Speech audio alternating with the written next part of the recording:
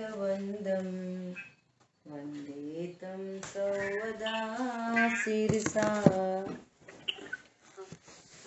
द्रव्य संग्रह जी ग्रंथ। और आज से अपन नया अधिकार, तीसरा अधिकार शुरू करते हैं। इस अधिकार में अब मोक्ष मार्ग का स्वरूप कहा जा रहा है। किसी का फोन अनम्यूट है। मैं कर रहा हूँ। तो यहाँ पर 6 द्रव्य 7 तत्वों का स्वरूप भली भांति कहने के बाद अब तीसरे अधिकार में मोक्ष मार्ग को कहने जा रहे हैं। चर्चा थोड़ी गंभीर है, थोड़ा उपयोग लगा के समझना होगा। हालांकि भूमिका बन चुकी है, बेस एकदम तैयार है ना। तो मेरे ख्याल से बात ज़्यादा कठिन नहीं लगनी चाहिए, तो भी अपन कोशिश करेंगे। ये चर्चा अपनी भली प्रकार से कईयों बार हो चुकी है कि विश्व की प्रत्येक वस्तु एक ही प्रकार की होती है। वस्तु एक ही प्रकार की है, केला एक ही प्रकार का होता है। निरूपण 2 प्रकार से कर रहे हैं। हरे केले लाना, पीले केले लाना। केला तो सफेद ही होता है। समझ आ रही है बात? विश्व में प्रत्येक वस्तु एक ही प्रकार की होती है। एकदम लिख लो चप्पे चप्पे पर। विश्व की प्रत्येक वस्तु एक प्रकार की होती है। प्रश्न है आपसे, मोक्ष मार्ग कितने प्रकार का? एक ही प्रकार का। बोलो। एक लोग एक प्रकार का। एक प्रकार का। मोक्ष मार्ग एक प्रकार का। अब निरूपण 2 प्रकार से। बहुत बढ़िया। निरूपण 2 प्रकार से है। उसको समझाने के लिए, उसको बताने के लिए निरूपण 2 प्रकार से है। अब 2 प्रकार का निरूपण क्या है? एक तो यथार्थ है, सीधा सीधा, और एक उपचार है ना। ऐसे 2 प्रकार से निरूपण किया जा रहा है। विश्व की प्रत्येक वस्तु का निरूपण हम ऐसे निश्चय व्यवहार से निरूपण कर सकते हैं, मतलब उसके बारे में कहना। निरूपण मतलब कथन पद्धति, निरूपण मतलब कहना, है ना। अपन सीधा सीधा पूछ रहे हैं कि भैया ये क्या चीज है, तो कह रहे पेंसिल। अब पेंसिल को पेंसिल कह रहे हैं। पेंसिल तो पेंसिल है, तुम कुछ भी समझो इसको। इसको चम्मच समझो, थाली समझो, पेंसिल समझो, कुछ भी समझो, ये तो पेंसिल है। ठीक है। तो पेंसिल को पेंसिल कहना, जानना, मानना, ये निश्चय। अब इस पेंसिल का स्वरूप कहने के लिए कि पता है ये पेंसिल 25,000 रुपए की है, तो हमने पराश्रित कथन कर दिया और ये व्यवहार हो गया। तो भैया 25,000 की क्या बात है? अरे जो इसकी इंक है वो कभी सूखती नहीं है। इसकी इंक है, लगा लो तरह तरह से। आप ऐसा भाव रखोगे कि ब्लू कलर आए तो ब्लू चलाती है, रेड बोलो तो रेड चलाती है। तो हम उन अन्य अपेक्षाओं से इसकी महिमा करने लग गए, परंतु ये है तो पेंसिल ही। 25,000 से बोले तो भी पेंसिल है। अरे अमेरिका की पेंसिल है, इसमें अमेरिका नहीं है तो भी ये पेंसिल है, और फिर कह रहे हैं अमेरिका की पेंसिल। समझ में आ रही है? जो यथार्थ निरूपण है वो निश्चय है, और किसी अन्य अपेक्षा से बात कही गई है तो वो व्यवहार निरूपण है। निरूपण कथन पद्धति, कहना, जानना। हमारे ज्ञान में विकल्प चल रहा है। जानना, मानना, ये सब निरूपण है। क्लियर हो गई बात? वो इतनी बात किसको स्पष्ट नहीं है? बोलो।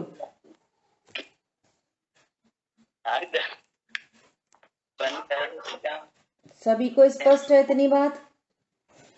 अभी पता नहीं। आई बात ख्याल में? कौन बोलेगा? बोलिए। तो मैं सभी वस्तु में एक ही प्रकार की होती है। निरूपण कई प्रकार से हो सकता है। जो यथार्थ निरूपण होता है वह निश्चय कहलाता है, और अन्य अपेक्षा से जो निरूपण किया जाता है वह व्यवहार कहलाता है। बहुत बढ़िया, बहुत बढ़िया, एकदम बढ़िया, है ना।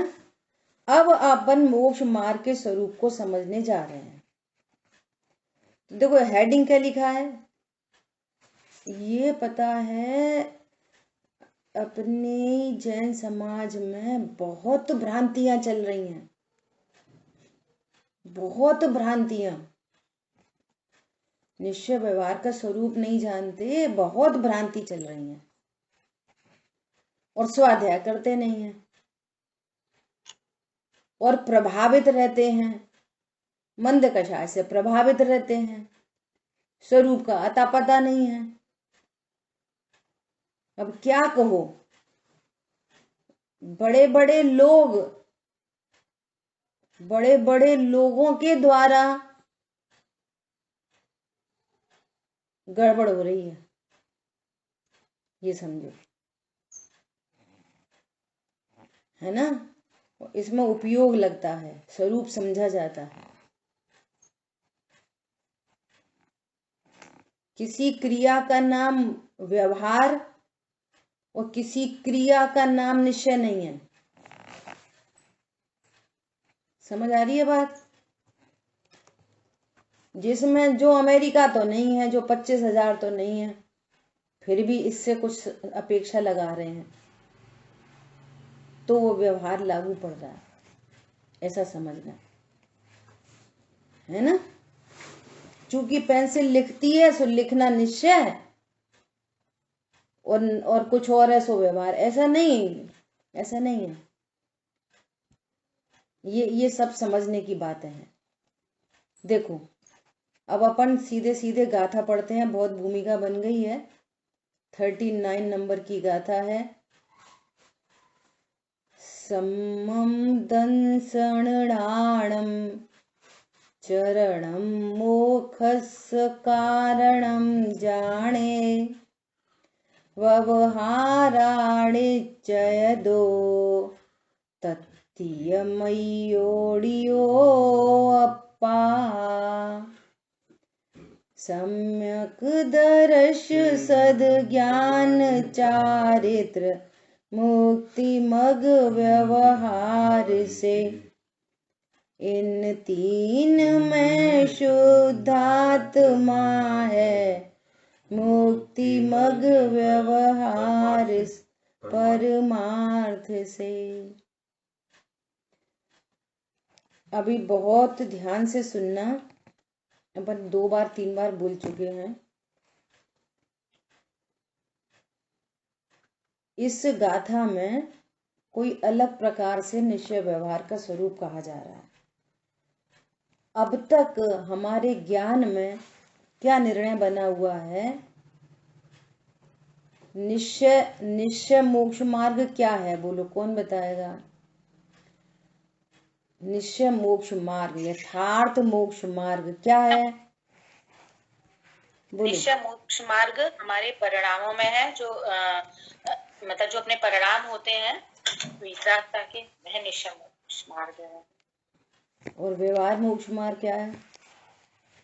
और उसको कथन करने के लिए व्यवहार से जो देखा जाता है, मान लिए मुनिराज हैं और वो 28 मूल गुण का पालन कर रहे हैं, तो अपन उस को मतलब एक्सप्लेन करने के लिए, उनकी दिगंबरत्व को एक्सप्लेन करने के लिए अपन ऐसा बोलते हैं, ये व्यवहार है। पर केवल दिगंबरत्व मोक्ष मार्ग नहीं हो सकता, क्योंकि दुनिया में बहुत लोग हैं जो बिना कपड़े के भी रहते हैं। तो जो रत्नत्र है, मोक्ष मार्ग है, वह परिणामों में होता है। ये व्यवहार में अपन और चीजों से कह सकते हैं। देखो कंसेप्ट तो सही बताया है, लेकिन थोड़ी थोड़ी मिस्टेक है। जब कोई बोलता है ना तब पता चलता है ना। अपन क्या बोले, कंसेप्ट जो तुमने दिया वो थोड़ा थोड़ा सही है। अभी देखो, सुनना ध्यान से। निश्चय मोक्ष मार्ग तो रत्नत्रय है, तो आपने बोला वो कुछ जीव की पर्याय है, परिणाम में होता है। सुनो, व्यवहार मोक्ष मार्ग भी जीव की पर्याय है, परिणाम में होता है। क्या बोला? दोनों ही जीव के परिणाम है, कोई अन्य की क्रिया नहीं है। और शरीर तो जीव का पहले से ही नहीं है,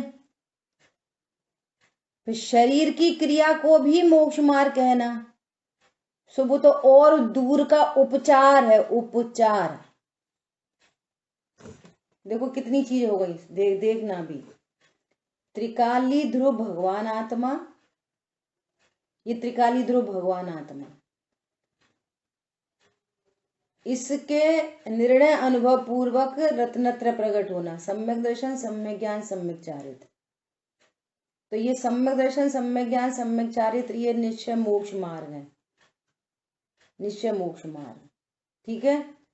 अब चूंकि राग एक बार में समाप्त नहीं होता,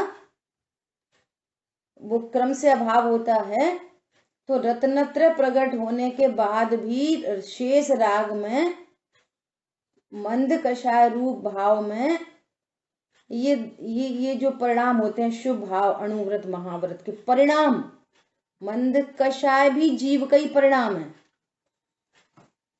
क्या बोला? एक तो है वीतराग परिणति और एक है मंद कषाय रूप परिणति। तो मंद कषाय रूप परिणति भी जीव की पर्याय है। क्या बोला? रत्नत्रय भी जीव की पर्याय, और शुभ राग भी दया, दान, देव, शाल, गुरु का लक्ष्य हो रहा है ना। तो इस जाति के जो मंद कषाय रूप परिणाम है वो भी जीव के ही हैं, परंतु ये बंध के कारण है, ये शुभ राग है होने से ये बंध का कारण है। ये तो मोक्ष मार्ग है नहीं,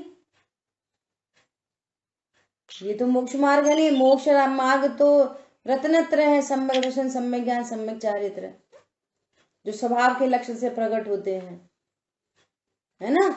अब इनको देखकर इसका निर्णय हो जाता है, तो इसलिए इसको उपचार से, व्यवहार से मोक्ष मार्ग कहते हैं। इसको शुभ राग को, राग भी जीव की पर्याय है, शुभ राग भी। और निचले गुण स्थानों में अशुभ राग भी होता है, वो भी जीव की पर्याय है। खाना पीना, उठना बैठना, बच्चों को पालना, दुकान जाना, ऐसे भाव भी होते हैं, ये भी जीव की पर्याय है।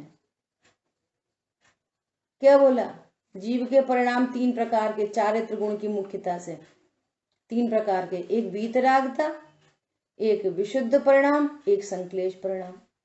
और निचले गुण स्थानों में सम्यक दृष्टि जीव को, चौथे पांचवें गुण स्थान में ये तीनों तरह के परिणाम जीव की ही पर्याय हैं। अब खाने पीने, उठने बैठने के परिणाम तो यहाँ खाने का परिणाम हुआ तो शरीर की क्रिया होगी खाने जैसी।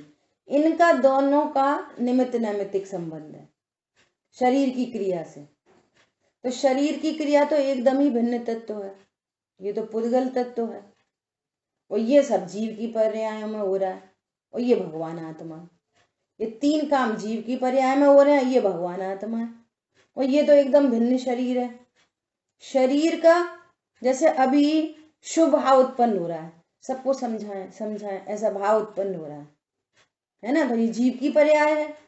अब भाव उत्पन्न हो रहा है तो ऐसे उंगली हिल रही है, ऐसे दृष्टांत है उंगली बना के, तो उस संबंधी शरीर की क्रिया हो रही है भाव के अकॉर्डिंग। ये घनिष्ठ निमित्त नैमित्तिक संबंध है। अरे बात समझ में? ऐसा बोले तो उसी अकॉर्डिंगली ये होठ दंत तालु हिलेंगे, उसी अकॉर्डिंगली भाषा वर्गणा या बाहर है वो प्रणमन करेगी, और एट ए टाइम, एक ही काल में ये सब काम हो रहे हैं, लेकिन सब कार्य भिन्न भिन्न हो रहे हैं। परंतु आत्मा में क्या उत्पन्न हुआ? वीतरागता भी आत्मा की पर्याय है, शुभ राग भी आत्मा की पर्याय है, और अशुभ राग भी आत्मा की पर्याय है। लेकिन शरीर की क्रिया एकदम भिन्न तत्व है। अब क्या करें, एक क्षेत्राव का संबंध है तो परिणाम का निमित्त नैमित्तिक शरीर की क्रिया से बनता है। मुनिराज को आहार करने का भाव उत्पन्न हुआ तो फिर वो गमन करते हैं और ऐसा करके जाते हैं, ऐसा करके। तो ऐसा शरीर की क्रिया ऐसा देख के पता चल जाता है कि इनको आहार करने का भाव उत्पन्न हुआ है।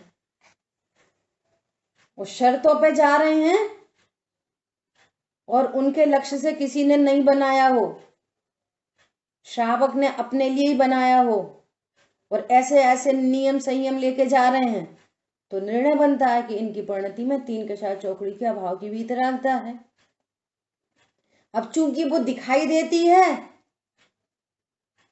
तो इन शुभ भावों को मोक्ष मार्ग कहते हैं, शरीर को नहीं। कभी शरीर को भी कह देते हैं, नग्न दिगंबरत्व को भी, लेकिन नग्न दिगंबरत्व तो एकदम पुद्गल की क्रिया है। और ये जो शुभ राग है ये है व्यवहार रत्नत्र, शरीर की क्रिया नहीं, ये शुभ राग। निश्चय रत्नत्र क्या कहें? निश्चय रत्नत्र है सम्यक दर्शन, सम्यक ज्ञान, सम्यक चारित्र। अकेली वीतरागता नहीं, सम्यक दर्शन, सम्यक ज्ञान, सम्यक चारित्र। ये जीव के पर्याय, शुद्ध पर्याय, जीव की शुद्ध पर्याय जो आत्मा के आश्रय से प्रकट हुई हैं, वे निश्चय रत्नत्र हैं। और शुभ भाव कभी भी आत्मा के आश्रय से नहीं होता, शुभ भाव हमेशा परलक्ष्य से होता है। और परलक्ष्य में क्या क्या हो सकते हैं? देव, शास्त्र, गुरु, अन्य जीवों की दया का परिणाम, दान का परिणाम, यात्रा का परिणाम, तीर्थ यात्रा का परिणाम, ये शुभ राग है। अब ये शुभ राग हेतु है बंध का और कह रहे हैं मोक्ष मार्ग। हेतु है बंध का और कह रहे हैं मोक्ष मार्ग। इसलिए ये व्यवहार का कथन हो गया। जो स्वयं सम्यक चारित्र तो है नहीं, परंतु सम्यक चारित्र के साथ रहने से इसको भी व्यवहार से, व्यवहार के बीच में से लगा लो, व्यवहार से मोक्ष मार्ग कहते हैं, अर्थात जो मोक्ष मार्ग नहीं है। और रत्नत्रय को निश्चय से मोक्ष मार्ग कह रहे हैं, अर्थात जो वास्तव में मोक्ष मार्ग है। और निचले गुण स्थान में जो अशुभ भाव हो रहे हैं, उन अशुभ भाव पर तो व्यवहार भी लागू नहीं पड़ता। उनको व्यवहार से मोक्ष मार्ग अशुभ भाव को नहीं कहते, खाने पीने उठने बैठने के परिणामों को। फिर उनको क्या कहते हैं? न तो उनको मिथ्या चारित्र कहते हैं, न उनको सम्यक चारित्र कहते हैं, न उनको व्यवहार चारित्र कहते हैं, उनको अचारित्र कहते हैं। क्या बोला? जो अशुभ परिणाम है निचले गुण स्थान में, उन अशुभ परिणामों को न तो सम्यक चारित्र कह सकते क्योंकि वो वीतरागता है, और न व्यवहार चारित्र कह सकते क्योंकि व्यवहार चारित्र शुभ राग होता है। अच्छा, तो मिथ्या चारित्र कहने में क्या प्रॉब्लम है? मिथ्या चारित्र भी नहीं कह सकते अशुभ भाव को। क्यों? मिथ्या चारित्र तो मिथ्या दर्शन मिथ्या ज्ञान होने पर होता है, और उनको मिथ्या दर्शन मिथ्या ज्ञान नहीं है, इसलिए उसका नाम अलग से रखा अचारित्र। और ये सब जीव की पर्याय है टोटल। निश्चय रत्नत्रय आत्मा के आश्रय से होता है और शुभ भाव परलक्ष्य के आश्रय से होता है। ये सही है? एकदम सही, एकदम सही, ठीक है। इतनी क्लियरिटी। अब इस गाथा में तो कोई अन्य अपेक्षा दी गई है, इसलिए अपन इतनी मेहनत कर रहे हैं। यहाँ निश्चय व्यवहार की कोई अन्य अपेक्षा दी गई है जिसको अभी अपन को पढ़ना है, परंतु इतना जिसको पक्का हो गया है वो बोलें। निश्चय मोक्ष मार्ग क्या है और व्यवहार मोक्ष मार्ग क्या है? कम से कम 2-3 लोग तो बोलें। बोलो, स्वेच्छा से बोलो, नहीं तो फिर हम बता रहे कौन बोले। निश्चय मोक्ष मार्ग रत्नत्रय है, बराबर। और व्यवहार मोक्ष मार्ग शरीर की क्रिया है। फिर वही वाली बात तो हो गई, इतनी मेहनत करने के बाद। शरीर की क्रिया नहीं, शुभ राग व्यवहार मोक्ष मार्ग है। निश्चय रत्नत्रय जीव की शुद्ध पर्याय, सम्यक दर्शन, सम्यक ज्ञान, सम्यक चारित्र रूप, ये आत्मा के आश्रय से होता है। जबकि व्यवहार रत्नत्रय शुभ भाव भी कहते हैं, यह व्यवहार रत्नत्रय है, यह हमेशा पर लक्ष्य के आश्रय से होता है। दया, दान, देव शास्त्र गुरु का लक्ष्य होता है। और अशुभ भाव जो होते हैं इसको अचारित्र कहते हैं, इसमें व्यवहार लागू नहीं होता। बहुत बढ़िया। बहुत बढ़िया। अच्छा है ना, ये वाली बात होगी। इतना बोल दिया, बहुत बढ़िया। शरीर की क्रिया पर तो दूर का उपचार है, दूर का एकदम, क्योंकि यहाँ पर परिणाम नहीं है ना कपड़े पहनने के, तो फिर शरीर पर कपड़े होंगे ही नहीं। परंतु शरीर तो एकदम भिन्न द्रव्य है, ऐसा। यहाँ परिणाम नहीं ना बनाने, खाने, कमाने, दमाने के, तो फिर शरीर की कोई क्रिया भी नहीं दिख रही। तो मूल तो परिणाम है जीव का, शरीर तो एकदम भिन्न चीज है। पर चूंकि एक क्षेत्राव का संबंध है तो शरीर की क्रिया भी दिखती है, तो शरीर की क्रिया को भी कह देते हैं कभी। परंतु ये हमको समझना चाहिए, ये व्यवहार है और वो बहुत दूर का व्यवहार है, एकदम दूर का। पड़ोस, ये शुद्धात्मा, इसका पड़ोसी रत्नत्र, रत्नत्र का पड़ोसी व्यवहार रत्नत्र, और उसका भी पड़ोसी शरीर, इतनी दूर हो गया। और ये जीव की ही पर्याय है और ये दूर का पड़ोसी है। समझो, जे तो ग्वालियर वाले हैं और जो अमेरिका का है, इतना अंतर है। इसको इंदौर का नहीं कह सकते, शरीर को इंदौर का पड़ोसी नहीं कह सकते, भारत का भी नहीं कह सकते। ये तो अमेरिकन है, ये तो फॉरेन बॉडी। क्लियर हो गई बात? ऐसा दूर का पड़ोसी है शरीर। इसलिए शरीर को भी व्यवहार संज्ञा देते हैं, लेकिन हमारे ज्ञान में रहना चाहिए कि ये तो बहुत उपचार का भी उपचार है, उपचार, इसका भी उपचार। ठीक है, क्लियर है? बोलो, और कौन बताएगा? अजय भैया आप बताओगे? प्रिया बताओगे आप? और मंजू बहन जी बताओ, 1 बाय 1 करके बताओ। क्योंकि अपन इतनी मेहनत क्यों कर रहे हैं कि इसमें कोई अन्य अपेक्षा भी है, वो अपन को डिस्क्राइब करनी है। अभी ये वाली बात पक्की हो तब उसकी बात करें। समझ आई बात? बोलिए।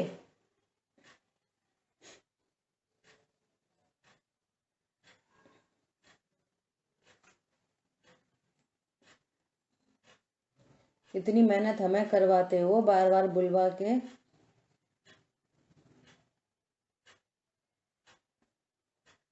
रत्नात्रय मोक्ष मार्ग है, उसके साथ जो शुभ भाव है, जो पर लक्ष्य होता है, उससे जो शुभ भाव होता है वो उसको मोक्ष मार्ग व्यवहार से कहते हैं, है नहीं। बहुत बढ़िया। बोलिए अजय भैया, आप बोलोगे?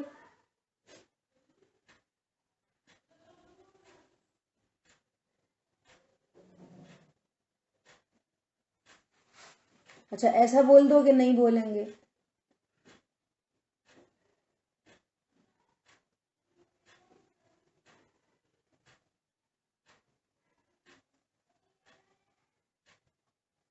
कुछ नहीं बोलोगे? माइक नहीं। क्या? माइक नहीं हूँ। माइक नहीं हूँ मतलब? अच्छा, अब किसकी बारी है? प्रिया की बारी है। प्रिया आप बोलो।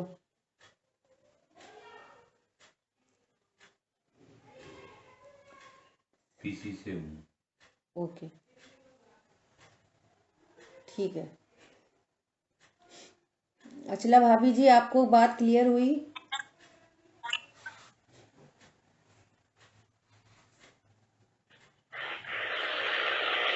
हाँ, क्लियर हो गई। है ना? देखो आगे बोलते हैं। अब यहाँ जो पिछली अपेक्षा है ना, वो निश्चय, अपन ने स्टार्टिंग में निश्चय व्यवहार की बहुत सारी परिभाषाएं भी बोली थी। जैसे जैसे एंगल बनता गया था वैसे वैसे निश्चय व्यवहार की परिभाषा भी आती चली गई थी, है ना? तो ये जो अभी जिस जिस निश्चय व्यवहार की अपन बात कर चुके, जो प्रसिद्ध है इन जनरल, वही प्रसिद्ध है। ये आचार्य भगवान एकदम नई अपेक्षा दे रहे हैं, है ना? थोड़ी नई अपेक्षा दे रहे हैं।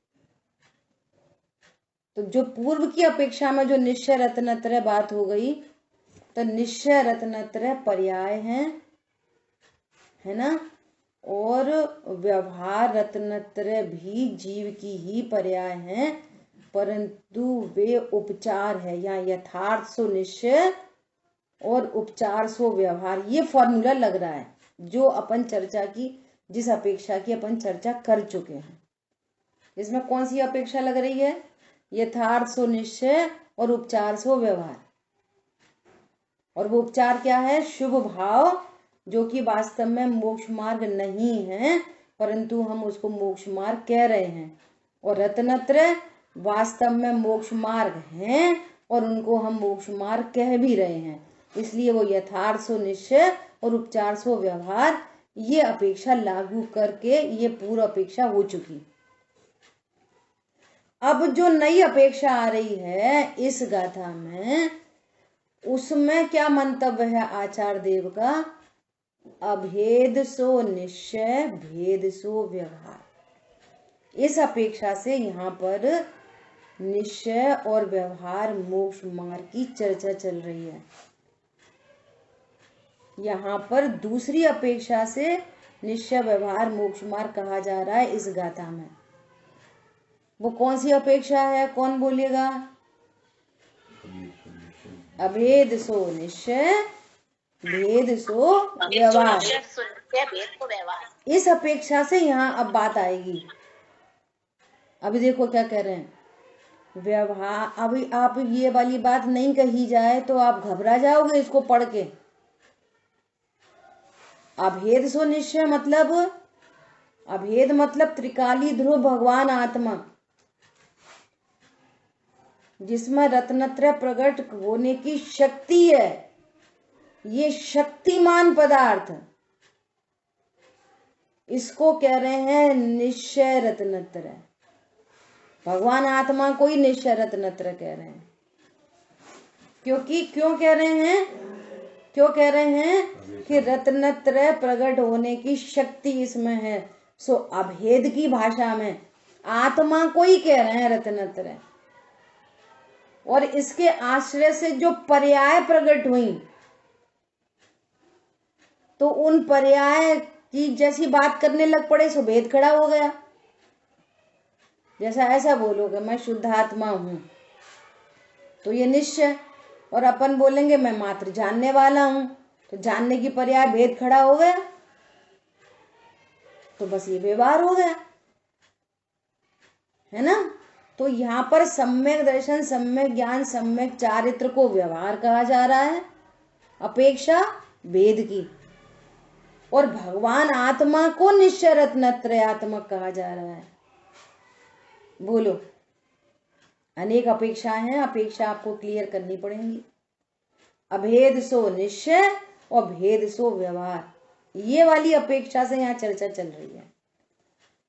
निश्चय रत्नत्रयात्मक भगवान आत्मा और इसके आश्रय से जो पर्याय प्रकट हुई है रत्नत्रय की, सम्यक दर्शन, सम्यक ज्ञान, सम्यक चारित्र, उसको यहाँ पर व्यवहार कह रहे हैं, जिसको पूर्व अपेक्षा में अपन निश्चय कह चुके हैं। देखो, तीन भाई हैं, इससे बीच वाले से पूछा कि तुम बड़े हो कि छोटे हो? तो अब जी क्या बोलिएगा कि मैं बड़ा हूँ कि छोटा? तो उसने बोला कि नहीं, ये तुम्हारे साथ है ना भाई, इससे तुम बड़े हो कि छोटे हो? तो क्या बोल रहा है बहुत ताकत से, इससे मैं बड़ा हूं, इससे मैं बड़ा हूं। अपेक्षा लगा के बोलनी पड़ेगी कि भैया तुम बड़े हो कि छोटे हो। ये नहीं बोल सकते बड़े हैं कि छोटे हो। किसके सापेक्ष पूछ रहे हो? कि इसके सापेक्ष पूछ रहे हैं तुम बड़े हो कि छोटे हो, तो वो कहेगा ये छोटा है मैं बड़ा हूं। अब बड़ा भाई आ गया एक और, अब तुम बताओ, तो अब क्या कह रहा है? जो अपने को बड़ा कह रहा था ना अभी वो ही क्या बोलने लग गया, इससे मैं छोटा हूं। समझ में आ गई बात? तो ये बीच वाला है ना, जो छोटा भी है बड़ा भी है। आ गई बात समझ में? ऐसे ही राग के सापेक्ष में पूछोगे तो राग तो व्यवहार से रत्नत्र है, ये है निश्चय रत्नत्र। इसके सापेक्षता में ये निश्चय रत्नत्र है। लेकिन भगवान आत्मा के सापेक्षता में दूसरा भाई आ गया, तो भगवान आत्मा है वो निश्चय रत्नत्रयात्मक, इसको निश्चय रत्नत्र कह रहे हैं भगवान आत्मा को इस गाथा में। और इसके सापेक्ष ये व्यवहार हो गया है ना, अभेद सो निश्चय भेद सो व्यवहार, ये अपेक्षा लग रही है यहाँ पर। दूसरी अपेक्षा डायरेक्ट बोलते हैं द्रव्य आश्रित सो निश्चय और पर्याय आश्रित सो व्यवहार, द्रव्य सो निश्चय पर्याय सो व्यवहार, ये दूसरी अपेक्षा है। पर यदि यहाँ पर रत्नत्रय को व्यवहार कहा जा रहा है तो ये मत समझ लेना कि ये राग रूप है। अब आगे बात कहेंगे कि भैया जिस ज्ञान में भगवान आत्मा है वही तो सम्यक ज्ञान है, बहुत बढ़िया। जिस श्रद्धा में भगवान आत्मा है वही तो सम्यक दर्शन है। जिस चारित्र में भगवान आत्मा है वही तो सम्यक चारित्र है। तो वास्तव में ये दो क्या, एक ही तो बात है। ये दोनों एक बात नहीं है, ये दोनों भी एक बात नहीं है, पर ये दोनों तो एक ही बात है। इधर से कहो कि इधर से कहो, क्योंकि रत्नत्र भगवान आत्मा के आश्रय से प्रकट होते हैं। ऐसी चर्चा इस गाथा में आ रही है। ठीक है, भावार्थ तो अपन कल पढ़ेंगे, अभी अन्वयार्थ पढ़ते हैं। देखो, व्यवहार न से सम्यक दर्शन, सम्यक ज्ञान और सम्यक चारित्र को मोक्ष का कारण जानो।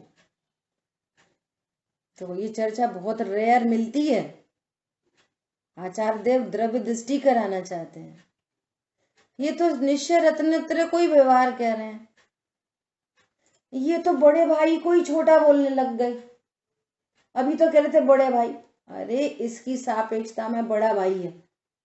अब एक और भाई है ना उसका, तो इसकी सापेक्षता में इसी को तो छोटा भाई कहेंगे कि इसको छोटा कहेंगे। अरे ये तो है ही छोटा, जिसको अभी बड़ा कह रहे थे उसको ही छोटा कहने लगे। कब कहेंगे इसको छोटा? इसकी सापेक्षता में कहेंगे, शुद्धात्मा के अगेंस्ट रत्नत्र को व्यवहार कहेंगे। शुद्धात्मा के अगेंस्ट में, किसी और के अगेंस्ट में नहीं कह सकते। ये तो निश्चय रत्नत्र ही है, ये तो वास्तव में निश्चय रत्नत्र ही है, लेकिन शुद्धात्मा के आगे उसकी सापेक्षता में इसको व्यवहार से रत्नत्र बोलेंगे, क्योंकि वो शुद्धात्मा के आश्रय से प्रकट होते हैं। नंबर एक बात। नंबर दूसरी बात, द्रव्य सो निश्चय पर्याय सो व्यवहार डायरेक्ट कथन है, अभेद सो निश्चय भेद सो व्यवहार डायरेक्ट कथन है। इतनी मेहनत है इस बात को समझने में, बहुत सारे लोग छोड़ के चले गए। समझ आ रही है बात? भाई साहब, जितना बड़ा सुख चाहिए उतनी प्राइस तो पे करनी पड़ेगी। केमिस्ट्री, फिजिक्स, बायोलॉजी समझ में नहीं आती थी तो मेहनत करते थे, ट्यूशन पढ़ते थे, उससे क्या मिला? कुछ नहीं। बहुत से बहुत घमंड मिल गया, MSc B.Ed है, वो घमंड के काम आया। बाकी पारलौकिक पीस ऑफ माइंड में तो कुछ काम नहीं आया। अच्छा, यदि जॉब कर लेते तो पैसा धूड़ है, पैसा आ जाता, वो तो कोई सुख का कारण हुआ नहीं किसी को भी। तो वो पढ़ाई इतना दिमाग लगा लगा के पढ़ाई, tuition, coaching, tuition, school, college, क्या काम आ रही है बोलो? कुछ नहीं। और अभी ये मनुष्य पर्याय छूटी, जीरो। और ये तत्व ज्ञान त्रियंच गति में भी चला गया तो भी सुरक्षित है। सोचो, बिल्ली बन जाए, कुत्ता बन जाए, हाथी बन जाए, शेर बन जाए, मगरमच्छ बन जाए, गिद्ध पक्षी बन जाए। पूर्व की चर्चा उनने सुनी है और कदाचित किसी परिणाम के बल पर त्रियंच गति में चला भी गया और वहां किसी मुनिराज का संबोधन मिल गया कि कोई रथ यात्रा आदि में जिनेंद्र देव की प्रतिमा देख ली और रिकॉलिंग हो गई और ये सम्यक दर्शन प्रकट हो गया। बोलो, कोई ऐसा देखा है कभी? ये तो कुत्ता था, डॉक्टर बन गया और वो दवाई देने लग जाए। अरे हाँ, ये पूर्व के भव में इसने MSc, MD है ना, MBBS, MD सब करा था, बहुत बड़ा डॉक्टर था। अरे ये हाथी इंजीनियर बन गया। ओहो, पूर्व में ये बहुत बड़ा साइंटिस्ट था। बोलो, कभी किसी ने सुना है ऐसा? ये लौकिक पूरी शिक्षा जीरो, कुछ काम नहीं आती। और ये पारलौकिक शिक्षा में उपयोग लगाएंगे तो ये कैरी फॉरवर्ड होती है अन्य भवों में। और सम्यक दर्शन सहित चला गया तो फिर तो बात ही क्या है।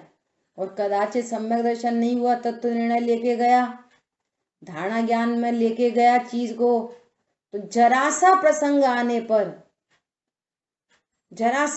आने पर रिकॉलिंग हो सम्यक को प्राप्त करता है। इसलिए यहाँ पुरजोर मेहनत करनी चाहिए। आचार्य देव क्या कहना चाहते हैं, इस मेहनत से पीछे नहीं हटना कभी भी। ऐसी बात है गजब की। नार की प्रतिकूलता में बहुत पिट रहे हैं भैया, इतना क्यों पिट रहे हैं? क्या अपराध किए? क्यों पिट रहे? नार की सम्यक तो ले लेता है, देवगति का जीव सम्यक तो ले लेता है। बोलो, ये सब पूर्व के पढ़े लिखे स्वाध्यायी होते हैं जो अन्य अन्य गतियों में सम्यक दर्शन ले लेते हैं। सब स्वाध्यायी हैं पूर्व के, ऐसा कोई नहीं होता सडन सम्यक दर्शन हो गया। बराबर तत्व निर्णय किया होता है, निश्चय व्यवहार मोक्ष मार्ग भली प्रकार से जाना होता है उन लोगों ने। बंद गई आयु, बंद गई कदाचित। बुआ जी, एक बात बताइए, ये जो भेद आपने बोला है, तो जहाँ पर भी ये आएगा तो ये त्रिकाली जो भगवान आत्मा के सापेक्ष में ही मतलब डेफिनेशन लगेंगी, जहाँ अभेद और भेद होगा। हाँ, और ये चीज रेयरिटी मिलती है, अपन ने पहले बोल दिया। पूरे जिनागम में मुख्यता उसी वाले की है, निश्चय रत्नत्रय, सम्यक दर्शन, ज्ञान चारित्र और व्यवहार से रत्नत्रय। उसकी चर्चा अपन करेंगे अभी तो डायरेक्ट बोल रहे हैं शुभ राग।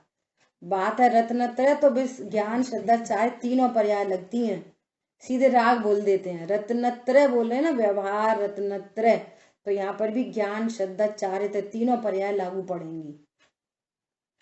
यही चर्चा जिनागम में जगह जगह पर है और ये अपेक्षा यहाँ पे स्पेशल दी जा रही है। कहीं कहीं रेयर मिलती है ये वाली अपेक्षा। ठीक है, तो बस इतना ही पढ़ते हैं। व्यवहार न से सम्यक दर्शन, सम्यक ज्ञान, सम्यक चारित्र को मोक्ष का कारण जानो, और निश्चय न से सम्यक दर्शन, सम्यक ज्ञान, सम्यक चारित्र, इन तीनों की एकता रूप अपना आत्मा ही मोक्ष का कारण जानो। एक ही तो बात है, आत्मा मोक्ष का कारण है और आत्मा को जानने वाला ज्ञान मोक्ष का कारण है। तो आत्मा हो गई अभेद और ज्ञान हो गया भेद। सो भेद से वो व्यवहार में चले गए और ये अभेद होने की वजह से आत्मा में चले गए। बस इतनी सी बात है, दोनों में फर्क नहीं है कुछ भी ज्यादा। ठीक है, शेष चल जाता है आगे। हाँ जी, इसमें आत्मा को उन्होंने मतलब कंबाइन कर लिया है, उसमें आत्मा को अलग करके किया, पर्याय से किए बस। बस इतनी सी बात है। ठीक है। और जब अपन भावार्थ पढ़ेंगे ना, मेहनत पूरी आज कर ली है, कल भावार्थ पढ़ेंगे तो बहुत सरल पड़ेगा। आज की चर्चा को भूलना नहीं, कल तक तो संभाले रखना, तो कल भावार्थ में बात अपने को आगे और क्लियर होगी। जिन वाणी के ज्ञान से सूझे लोकालो, सो वाणी मस्तक नमो सदा देत हूँ दो। बोलिए द्वाशांगमयी जिनवाणी माता की जय हो। जय जिनेन्द्र सभी को।